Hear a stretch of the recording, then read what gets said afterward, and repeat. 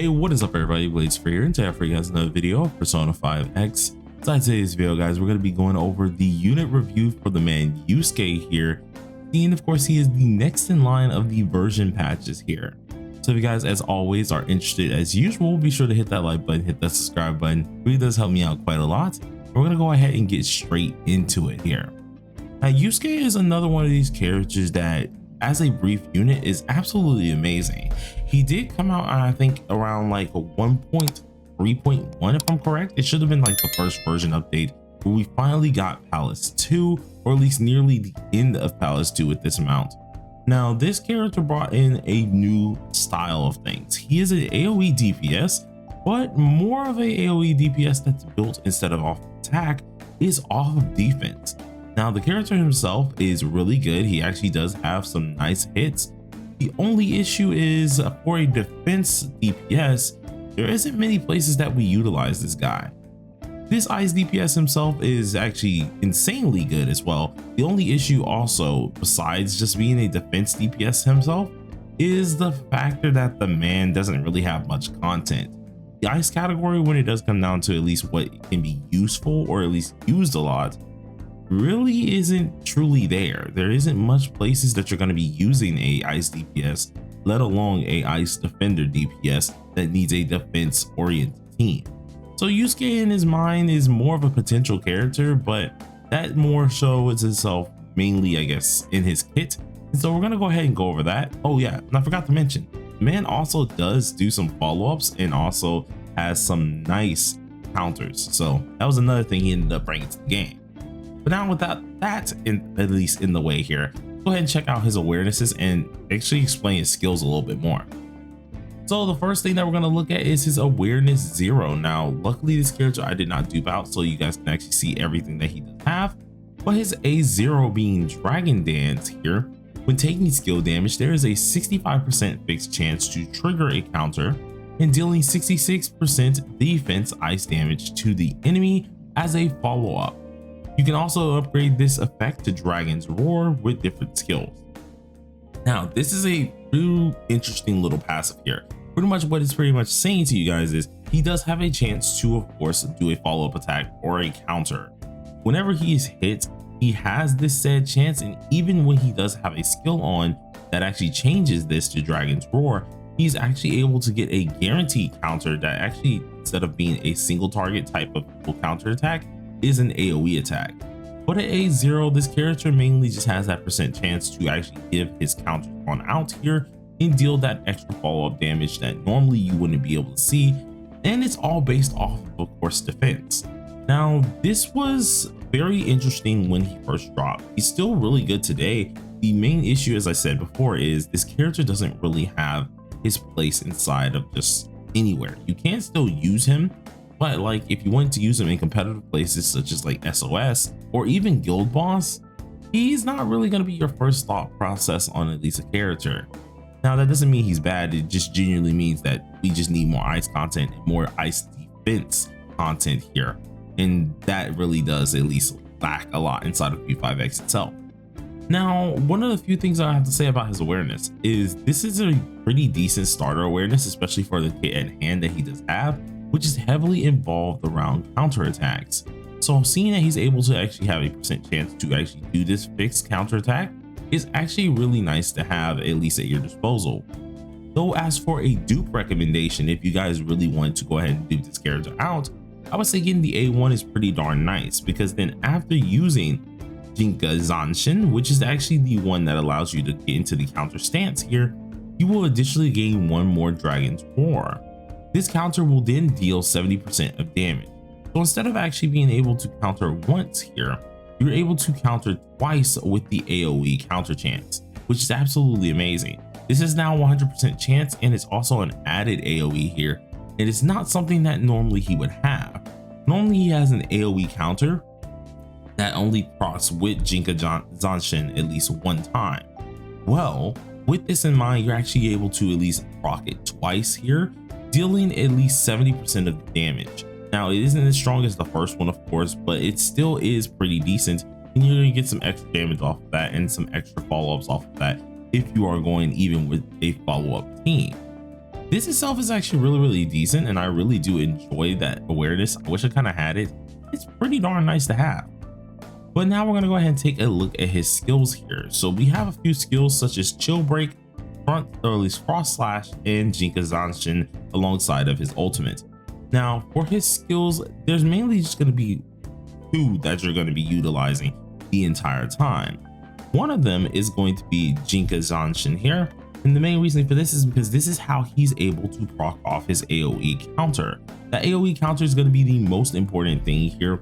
And pretty much every time we need to do a Dragon's Dance, aka his counter, he upgrades this Dragon's Dance to something called Ink Dragon's Roar. This increases the probability to a 100% instead of being an actual like low percentage of a counter attack. And it's now fixed and increases the ice damage that he has at this point in time. This also increases the at least skill multiplier that he has by 58.6%, currently at level 10. And then the defense is now a AoE attack. So it's no longer that single target counter that you do have that I was actually mentioning earlier. It's now going to be an AoE target that is meaning to deal a ton of at least damage here. And also you end up getting a shield off of this for Fox himself. So whenever of course you put this on, you go into your enhanced counter or your enhanced stance. At this point in time, you do have that taunt for 2 whole turns. So when the enemy does hit you, you immediately retaliate with an AoE attack. This is actually really good. It's the main thing you're going to be utilizing with Fox himself, and the main little rotation you need to use with this character. If you genuinely just don't use this move, I feel like you're gonna you make this character utterly useless. So his main things that you want to try to focus on is that skill 3. Now, the next thing that you want to go ahead and look at, especially when it does come down to at least his skills explanations here, is going to be the skill 2. The skill 2 itself is called Frost Slash, and this is going to be one of them that does some defense ice damage as well to 5 or at least 2 random enemies up to 5 whole times.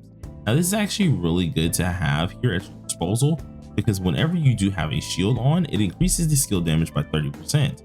Now, once again, Yusuke does increase his own at least shield seen with Jinkazanshin. So these two kind of go hand in hand, and especially if you're using a defense related team, having a shield for him is going to be fairly easy.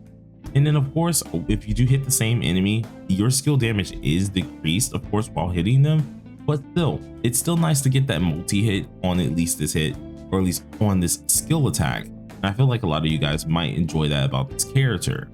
Now, of course, with this character, there are some downsides. One, you don't ever use the skill 1, so you really just buff it up as at least a stat stick for at least your gear score. And then his ultimate's pretty darn nice. It doesn't hit as hard as you think it's gonna hit, of course. When I first had this character, I thought it was gonna hit really difficult, or at least really hard. It doesn't hit as hard as you think it is. It does only 178.1% defense as ice damage here to all enemies. But the good part here is it does have an increased chance of triggering Dragon Dance by 35% for 3 whole turns. So when you do utilize this here, you have a high chance to then counterattack with at least the single target counter a couple times for 3 whole turns. So unlike of course having that fixed chance of being like 66% here, it's now going to at least be there at least by a 35% extra chance to get more counters off after you utilize this ultimate. So pretty darn decent ultimate, mainly going to be helping out his counter attacks and really helping out that follow-up attack. So really just think of it that way. Now that we went over at least his skills here, what about his weapons? What's even better with this here? Well, Fox is one of the few characters that I can say the weapon is kind of nice. It is worth it, but if you wanted to go with a 4-star, there's nothing wrong with that as well. His 5-star actually increases his defense by 45% chance, going up to an 87%, and increases his counter damage by 30%. Now, this is something that he does very well need here, and he gets some extra little abilities, such as like whenever he's shielded, he gets a Guardian Spirit, which actually increases his counter damage by 2%, every Guardian Spirit he has. And then of course, if he does reach 6 Guardian Spirits, his counter damage is then multiplied by 30% for the rest of the battle. Now, that is insanely good. It is really a good addition to his whole kit. The only reason why I say that if you wanted to go with the 4-star, it isn't in the world, because at the end of the day, we only need a little bit of that defense. So at least by maxing out the 4-star weapon, which is called the Light Katana here, you're getting yourself a maximum of at least 34.5% defense here by maxing this on out, as well as you're getting yourself at least 14% of increased ice damage every time we counter for 2 whole turns. Now this can stack, so around you're getting at least 28% at least of a counter attack damage, which really isn't too bad, seeing that you do need at least some counter damage in there. If you think about it, the actual 5-star weapon has a 30% chance of that counter damage here. This one will have a 28%, and then of course the 5-star is at least having the extra 30% that's added on, but you see what I mean here. The stats are a little bit similar to a point that you're really gonna enjoy both weapons. You don't have to mandatorily get the 5-star weapon. So will I say the 5-star is worth? Yes, it is, but I feel like a lot of you guys, if you are actually needing to utilize something else, the 4-star weapon is not a bad choice. So surely do at least keep that in mind if you're gonna go ahead and go for this character. Now, we're gonna go ahead and check out this character's at least animations here, in which actually I think I accidentally tapped on the 5-star weapon for a second. So let me go ahead and put that back off real quick. Let me check. Okay, never mind. So we actually got the 5-star on. We're gonna go ahead and check out all his skills. Now, as I did say beforehand, Yusuke is a character that is not bad. He's actually a really high tier character. The only issue with him is he does revolve around a lot, and I mean this in the very nicest way. He revolves around a ton of countering. So you need counters in at least just in your back pocket, as well as you need a team that is very self-centered on defense. Today, we don't really utilize defense like that, so you wouldn't really do it too often. But if you did want to go ahead and run something of this nature, it would be something like this. Now, very well, you can change this up as well, because with at least mods addition into this here, you technically can make this at least whole team a little bit more offensive. It just honestly comes down to whatever you want to do at that time. Now, as I did say, you do want to go ahead and have at least a couple things that are going to be boosting that defense, but we're not going to be talking too much about team builds because that's more of our build guide type deal. Let's go ahead and show off his actual effects here. So if we go ahead and actually just skip on around here, which I'm gonna just let at least Cherish do this thing, because we do want everyone to of course live here. So let's go ahead and put our defense up, and then we have at least the first attack with our Yusuke here. Now Jinka-Janshin is always going to be the one that you want to use first here, in which you would go ahead and use the skill 3. He does this move, which is an enhanced counter attack, and that immediately allows you to go ahead and actually have a nice old shield specifically for himself and get you prepared for that counter.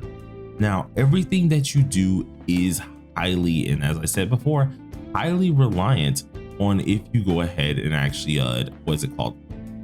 You go ahead and actually sit here and kind of get up your defense. If you don't get up your defense, things are not going to be too nice for you, and it's actually going to make this a lot harder to be.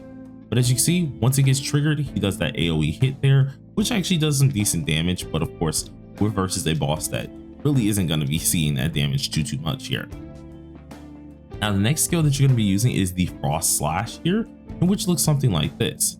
Now, it does hit multiple times, though if you do hit the same opponent multiple times, it does deal less damage, so do keep that in mind. As for his ultimate, it looks something like this, and once again, as I said earlier, if you do proc off the ultimate, it doesn't deal too much damage, but where the damage does come in play is where we actually start to have more things, such as at least the counter attacks that he's going to be dealing a lot more of. So let's just go ahead and do this here. I don't really want to kill the boss. I kind of want the boss to try and get some attacks in as well. So let's go ahead and do this here. I'm kind of glad I didn't attack. And then we have the regular counter attack, which is usually just a slash. Now that is not enhanced whatsoever. That's how it's normally going to look. Of course, for 3 whole turns, we're going to be able to at least have a higher chance of proccing that counter attack, seeing that it's just basically there. Now that we've at least put through this, let's go ahead and show off the last skill here, and then we'll go ahead and jump on out of this battle.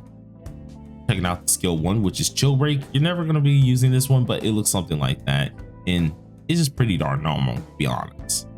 But that is all the animations, especially when it does come down to our main Yusuke here. He's one of those few characters that generally I do like to play. The only issue with him is just he doesn't really have a spot right now. There's no place that really at least enjoys his company right now. And seeing that the defense team isn't really needed in this game, there's not really a need to utilize him, at least in that aspect.